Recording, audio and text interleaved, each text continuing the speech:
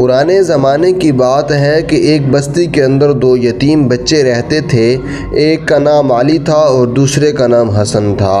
ان دونوں کی زندگی میں ایک ایسا بھی وقت تھا کہ ان کے گھر کے اندر ہنسی خوشی ہوتی تھی، لیکن اللہ تعالیٰ کا کرنا ایسا ہوا کہ ایک ہی سال کے اندر اس کے ماں اور باپ دونوں فوت ہو گئے اور ماں باپ کے سائے سے وہ بچے محروم ہو گئے۔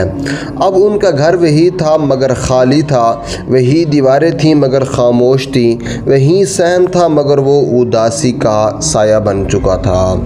علی بڑا تھا، شاید 12 سال کا، اور حسن ابھی 8 سال کا۔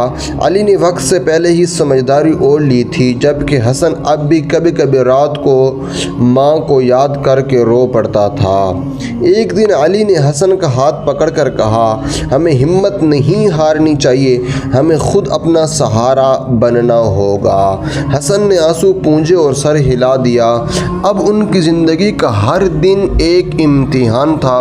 کبھی وہ گاؤں کے لوگوں کے کام کرتے، کبھی لکڑیاں چن کر بیچتے اور کبھی بھوکے ہی سو جاتے تھے، لیکن ایک چیز کبھی نہیں بدلی، دونوں کی آپس میں محبت وہ بھی تبدیل نہیں ہوئی۔ اگر علی کو ایک روٹی ملتی تو وہ آدھی حسن کو دے دیتا، اگر حسن کو کوئی میٹھا ملتا تو وہ علی کو لیے بچا کر رکھ دیتا۔ ایک رات بہت سردی تھی اور ان کے پاس صرف ایک پتلا سا کمبل تھا۔ علی نے وہ کمبل حسن پر ڈال دیا اور خود ٹھنڈ میں بیٹھ گیا۔ حسن نے آنکھ کھولی اور کہا، بھائی آپ بھی آ جائیں۔ علی مسکرا کر بولا، مجھے سردی نہیں لگتی، تم سو جاؤ۔ مگر سچ یہ تھا کہ اسے بہت سردی لگ رہی تھی۔ ایک دن گاؤں میں ایک امیر تاجر آیا۔ وہ لوگوں کی مدد کرتا تھا، لیکن کسی کو یہ نہیں معلوم تھا کہ وہ کس کی مدد کرے گا۔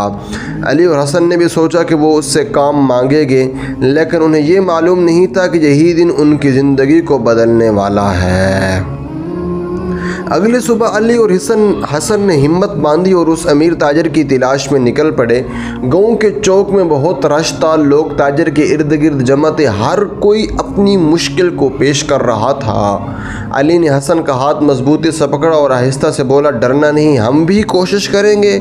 وہ دونوں بھیڑ کے چیرتے ہوئے آگے بڑھے۔ جب ان کی باری آئی تو علی نے ادب سے کہا، حضور ہمیں کوئی کام دیں، ہم محنت کریں گے۔ تاجر نے دونوں کو غور سے دیکھا، ان کے پھٹے کپڑے، تھکے ہوئے چہرے اور آنکھوں میں چھپی امید سب کچھ بیان کر رہی تھی۔ تاجر نے فوراً ہاں نہیں کی، اس نے کہا، میں ہر کسی کو کام نہیں دیتا، پہلے ایک امتحان لیتا ہوں۔ لوگ حیران ہو گئے۔ اس نے علی اور حسن کو 2 چھوٹے تھیلے دیے اور کہا، ان میں بیج ہے، تم دونوں ان کو اگاؤ اور 1 مہینے بعد مجھے سب سے خوبصورت پودا لا کر دکھاؤ۔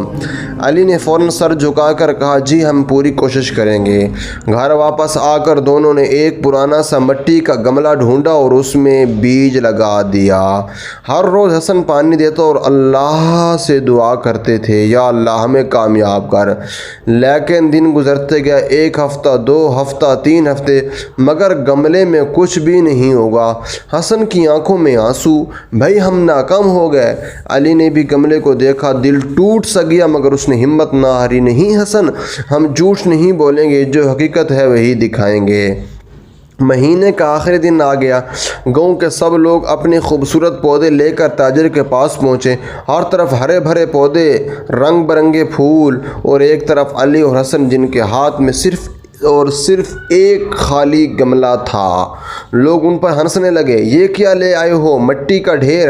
حسن شرمندگی سے سر جھکا کر کیا، مگر علی ڈٹا رہا۔ جب تاجر ان کے پاس آیا تو اس نے پوچھا، تمہارا پودا کہاں ہے؟ علی نے سچ سب کچھ بتا دیا، ہم نے پوری کوشش کی مگر کچھ نہیں ہوگا۔ چند لمحوں کے لیے خاموشی چھا گئی، پھر اچانک تاجر مسکرایا۔ تاجر نے بلند آواز میں کہا، یہی دونوں بچے کامیاب ہوئے ہیں۔ سب لوگ حیران ہوئے گئے۔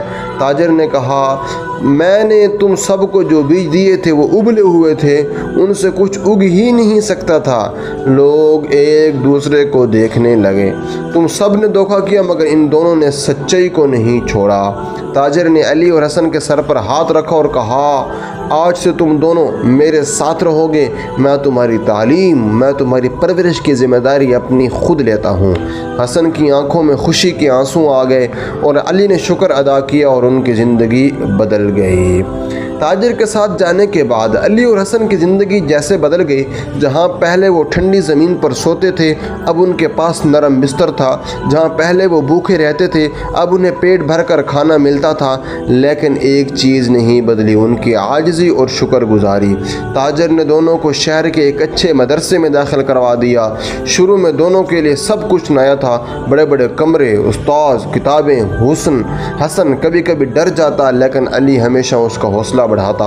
हम मेहनत करेंगे, हम सब सीख जाएंगे। आहिस्ता आहिस्ता दोनों पढ़ाई में आगे बढ़ने लगे।